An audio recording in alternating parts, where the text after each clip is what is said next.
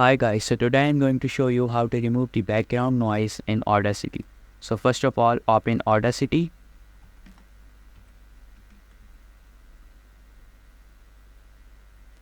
Click OK and drag your audio in Audacity.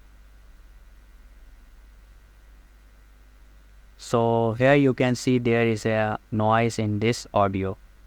So let's play. So it's 6:50 in the morning. So we need to remove that noise from that audio. So for removing that noise, first of all we need to zoom in into the timeline. So press Ctrl and scroll up.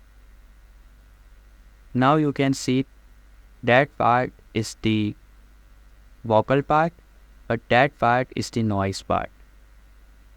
So for removing that noise part, we need to select that noise part. Yes. Here you can see that noise. Go to the effect, select noise removal and repair, and select noise reduction, and then select get noise profile, and then press Ctrl A, select all of your audio, go to the effect, select again noise reduction, and select OK.